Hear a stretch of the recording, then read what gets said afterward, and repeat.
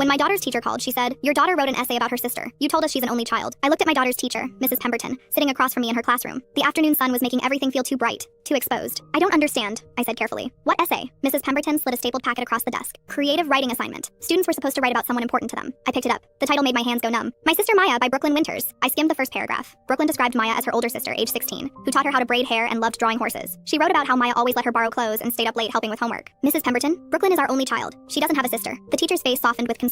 "That's why I called you in. At first, I thought maybe it was a cousin she was close to or an imaginary friend situation. But then I read page 3. She leaned forward and flipped to a section she'd highlighted. Maya died 2 years ago in a car accident. I miss her every single day." My stomach dropped. "Brooklyn was 5 years old 2 years ago," I said quietly. "There was no accident. There was no Maya. I have no idea where this is coming from." Mrs. Pemberton studied my face like she was trying to decide if I was lying. "Has Brooklyn been showing any other unusual behaviors? Talking about people who aren't there?" "No. She's been completely normal. Happy even. I think you should talk to her." I drove home in silence, the essay sitting on the passenger seat like evidence of something I didn't understand. When I walked through the front door, Brooklyn was on the couch watching cartoons. "Hey baby, can we talk for a minute?" She looked up and smiled. "Sure, mommy." I sat down next to her and held up the essay. "Your teacher showed me what you wrote about Maya." Brooklyn's smile didn't falter. "Did you like it?" "Sweetheart, who is Maya?" "My sister." "Brooklyn, you don't have a sister. It's just you, me, and daddy." She tilted her head, confused. "But Maya's upstairs right now." Ice ran down my spine. "What? She's in her room. Do you want me to get her?" I grabbed Brooklyn's hand before she could stand up. "Brooklyn, there's nobody upstairs. We only have 3 bedrooms. Yours, mine, and daddy's, and the guest room." Brooklyn pulled her hand away, and for the first time she looked frustrated. "Maya's room isn't a guest room. It's her room. She has horse posters and a purple blanket." I felt like I was losing my mind. "Show me." We walked upstairs together. Brooklyn led me to the guest room at the end of the hall, the room we used for storage, the room that definitely didn't have horse posters or a purple blanket. Brooklyn pushed the door open. I stopped breathing. The room was completely different. The boxes were gone. Instead, there was a bed with a purple comforter, horse posters covering the walls, and a desk with colored pencils scattered across it. A backpack sat in the corner with the name Maya Winters written on it in Sharpie. "See?" Brooklyn said. "I told you." My legs almost gave out. "Brooklyn, this room was full of boxes this morning." "No, it wasn't. This is Maya's room. It's always been Maya's room." I backed into the hallway, pulling Brooklyn with me. I called my husband immediately. "Joel, you need to come home right now." "What's wrong?" "Just come home." He arrived 20 minutes later. I dragged him upstairs without explaining and threw open the door to the guest room. It was full of boxes again. No bed, no posters, no backpack. Joel looked at me like I'd lost my mind. "What am I looking at?" It was different. There was a bed and posters and a purple blanket. Brooklyn tugged my sleeve. "Mommy, why are you lying? Maya's stuff is right there." Joel knelt down in front of Brooklyn. "Sweetheart, can you see a bed in this room?" "Yes, right there." She pointed at a stack of boxes. Joel and I exchanged looks. That night, after we put Brooklyn to bed, I went back to the guest room alone. I stood in the doorway staring at the boxes, trying to make sense of what was happening. Then I saw it. On top of one of the boxes was a framed photo I'd never seen before. I picked it up with shaking hands. It was a picture of me, Joel, and 2 little girls. One was Brooklyn at her current age. The other was a teenage girl with dark hair and a bright smile. I flipped the frame over. Written on the back in my own handwriting were the words, "Family photo, summer 2024. I looked at the picture again, studying every detail. The teenage girl had her arm around Brooklyn, both of them laughing at something off camera. Then I noticed something that made my heart stop. In the background of the photo, barely visible,